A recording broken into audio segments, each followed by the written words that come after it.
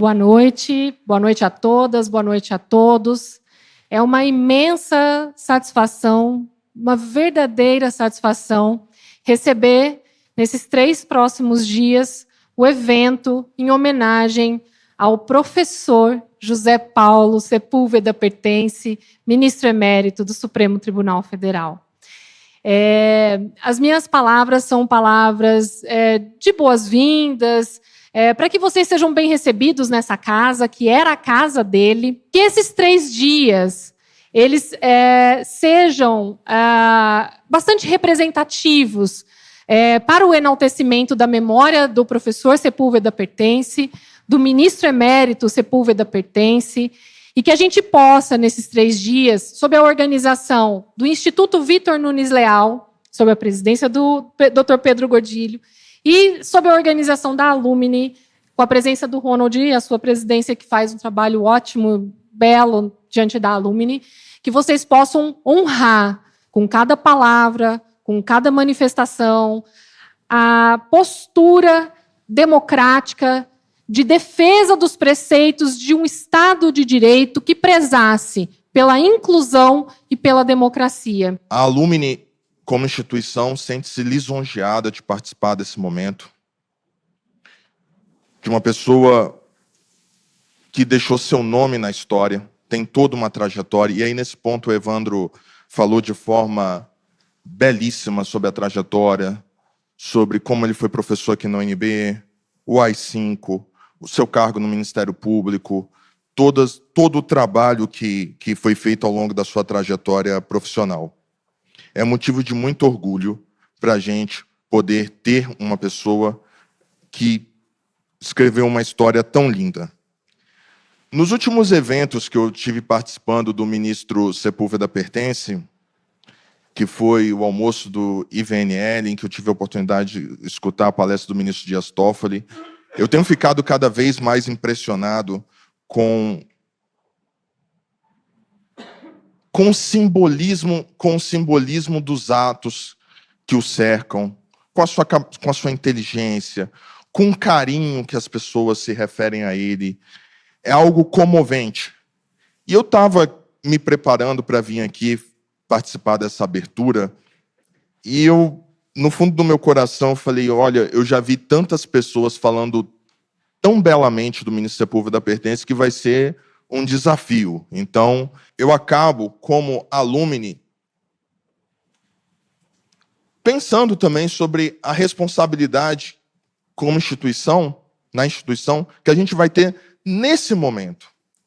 Porque nós estamos reunidos nesse auditório para falar sobre legado também, para falar sobre história, para olhar o que foi feito e pensar daqui para frente. Então, pensando nessa responsabilidade, nesse carinho, e naquilo que eu realmente estava pensando em algo importante para vir aqui e falar para vocês, algo que fosse bastante pessoal, eu queria dizer em nome da Alumni que nós teremos responsabilidade sobre esse legado, que a Alumni terá, Evandro, compromisso em levar o nome do seu pai. A gente merece pensar um espaço Sepúlveda Pertence aqui no âmbito da Faculdade de Direito, para que ele seja eternizado junto daqueles que ele amava, que eram os estudantes. Então, que a Alumni possa trabalhar pelo legado dele, pela história do ministro Sepúlveda Pertence, e que a gente, em breve, possa ter um espaço, uma sala chamada Espaço Sepúlveda Pertence. Poucos sabem,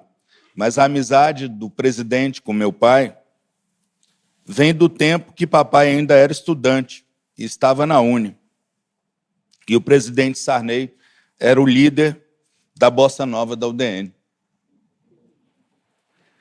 Algumas noites, iniciadas na casa de José Aparecido de Oliveira, irmão de sangue do irmão de vida do papai, Modesto Justino de Oliveira, terminaram no Lamas, velho bar da boemia carioca. É, sem dúvida, uma amizade de juventude. Vice-presidente da União Nacional dos Estudantes, José Paulo teve de morar no Rio de Janeiro, onde assistia suas aulas na Universidade Federal, antiga Universidade do Brasil, mas prestava suas provas na Universidade Federal de Minas Gerais, que, apesar do seu desaforamento, em sua formatura, lhe outorgou a medalha Rio Branco de melhor aluno da faculdade no seu período. Consta desse período de política estudantil no Rio de Janeiro um episódio pitoresco. A convocação do então presidente Juscelino Kubitschek para falar no Palácio do Catete, diante do rompimento de seu governo com o Fundo Monetário Internacional. O presidente da República só daria a palavra ao presidente da UNE, papai em exercício. Depois de apontar as críticas da UNE ao governo em quase uma dezena de oportunidades, o jovem José Paulo finalmente elogiou a atitude do presidente em romper com o FMI. Nisso, foi chamado o Juscelino em um canto e ouviu: "Você é filho do Zé Pertence, né? Pois estou muito interessado em revê-lo, principalmente para matar a saudade dos nossos tempos de universidade. Depois, para dizer que o filho dele é muito desaforado, pois o senhor foi chamado para me elogiar, não para me esculhambar. Hoje, a homenagem é ao meu pai." Muito obrigado a todos. Brasileiras e brasileiros,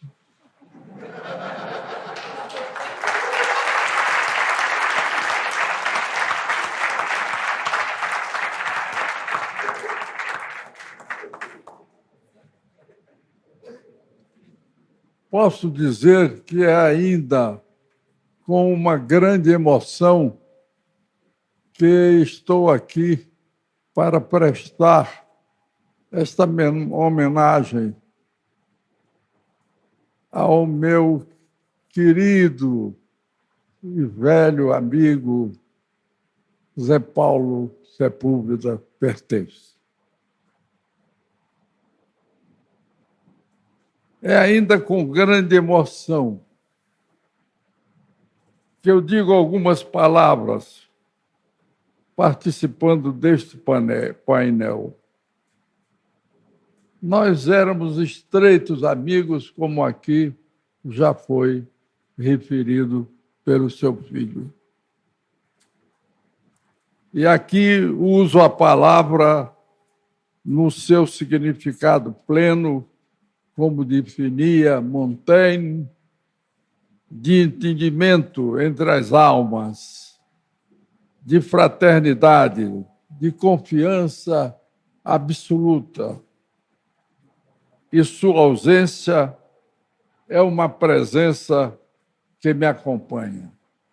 Pertence era uma enciclopédia de direito, sabia tudo, raciocinava tudo pelo lado jurídico, que aliava a uma personalidade digna, ética, honrada e sem concessões morais de nenhuma natureza. O Supremo era o lugar certo para um homem certo, o lugar comum para exprimir o casamento perfeito entre o homem e a instituição. Lá, ele se tornou mestre, foi professor e exemplo, transformando-se num dos maiores ministros que já teve o Supremo Tribunal Federal. Seu conhecimento jurídico, sua compreensão do fato julgado, sua interpretação da Constituição e do direito, sua percepção do contraditório, sua visão de humanista, seu conhecimento da história, tudo contribuía para a perfeição do seu voto. Todos o viam com o respeito que se deve a um oráculo. Mesmo se alguém discordava, sabia que tinha pela frente uma análise difícil de superar. Com poucas exceções, seu voto era o voto vencedor. A jurisprudência saía dele mais rica e, algumas vezes, reformada em forma e definitiva direção. Já se apagou de minha lembrança o autor da história, data do começo da década de 1960, quando Cuba sofria o impacto do cerco americano. As personalidades eram absolutamente radiantes, mas bastante distintas. Che Guevara e Fidel Castro reinavam na cena política cubana com a mesma liderança. Quando alguém perguntou a um viajante daqueles tempos, que havia estado na capital cubana, como o povo sentia na prática a diferença entre aqueles dois grandes líderes, respondeu-lhe: quando Guevara fala, nós nos sentamos para escutá-lo. E quando Fidel fala, nós nos levantamos para fazer tudo aquilo que ele manda. Muita gente costuma tirar desta história a ideia de que Fidel é melhor. Fidel é quem fazia a revolução e impunha a ação. Já Guevara incitava o pensamento.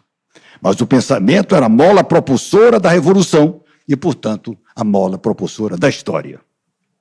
Este quadro de lembranças remete necessariamente ao preconceito vigente em nossa cultura ocidental, professora, que opõe o pensar ao agir e desqualifica o pensamento em benefício da ação.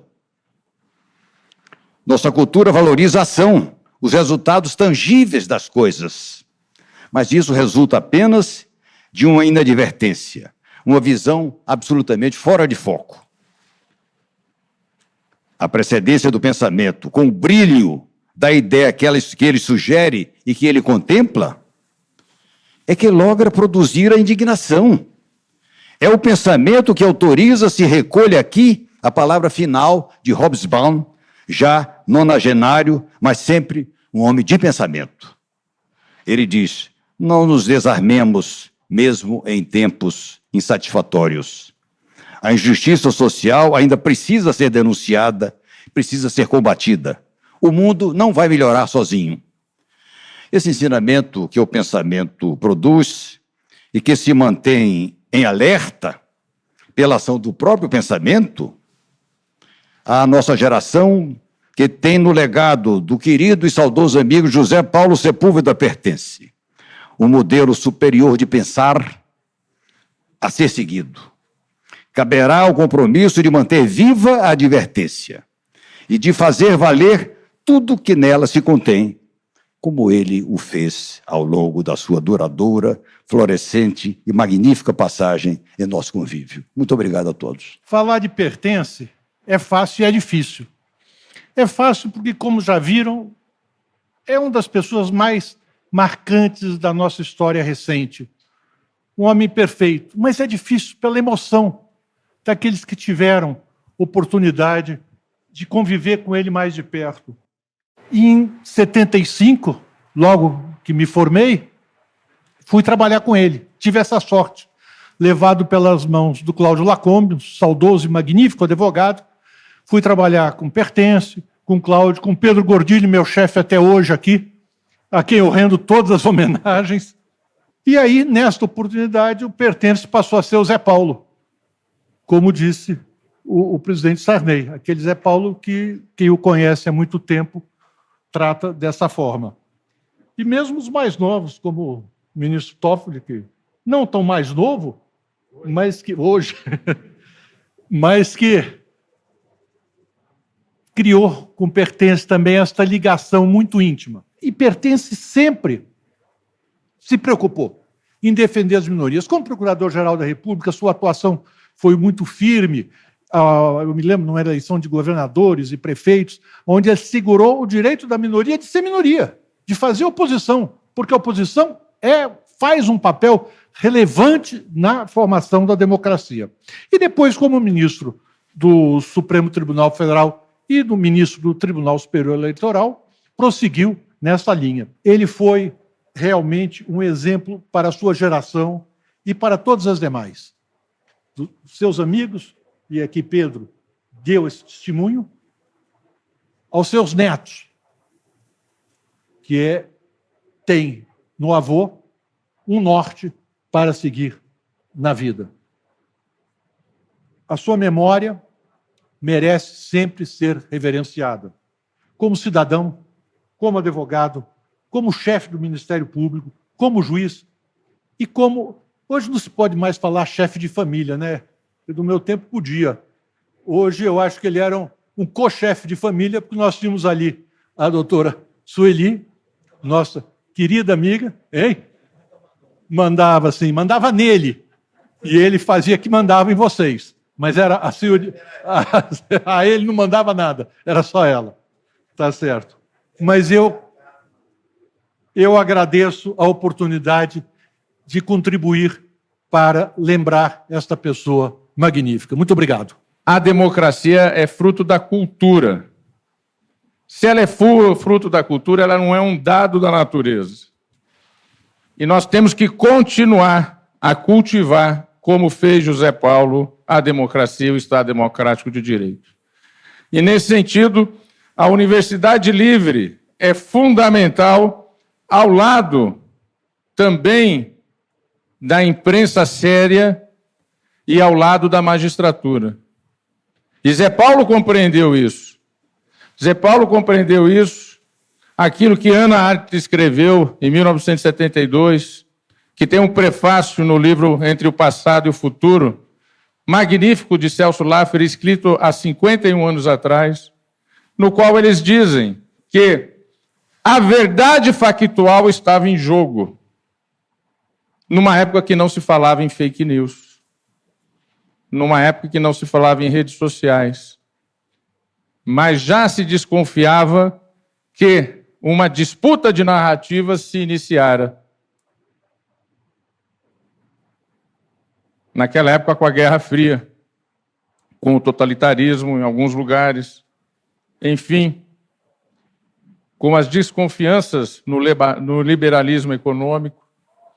E há mais de 50 anos atrás, eles escreveram exatamente isso, que a defesa da verdade factual tem que ser realizada pela universidade, pela ciência, pela imprensa séria e pela magistratura.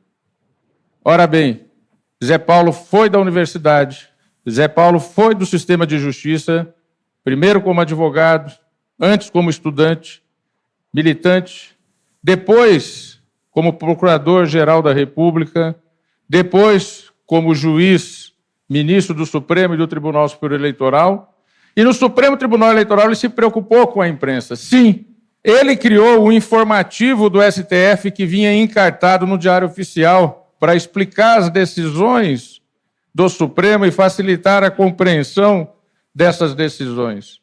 Ele sabia que era importante esse trabalho de comunicação na defesa do Poder Judicial, na defesa do Poder Judiciário, da magistratura, do Supremo, mas, acima de tudo, na democracia. Pois bem, Zé Paulo, lá atrás, na OAB, trabalhou e deu também, no seu projeto, a estatura para a advocacia constitucional. O advogado é função essencial à justiça. Então, são tantas questões que ficam de José Paulo que 3 dias de um seminário são insuficientes. José Paulo daria um curso inteiro, não há dúvida nenhuma, por tudo que ele fez e que ainda faz. Porque, como substantivo que ele é, esse substantivo vira verbo, e esse verbo vira ação, e essas ações ainda estão entre nós. Por isso que sempre que eu o encontrava, eu pedia a ele a liberdade de o chamá-lo de José Paulo, pelo carinho que nutria e que sentia que era verdadeiro. E assim eu sempre dizia a ele, ao encontrá-lo, a bênção, José Paulo, que todos nós tenhamos e com certeza temos a sua bênção para a nação brasileira. Obrigado, José Paulo.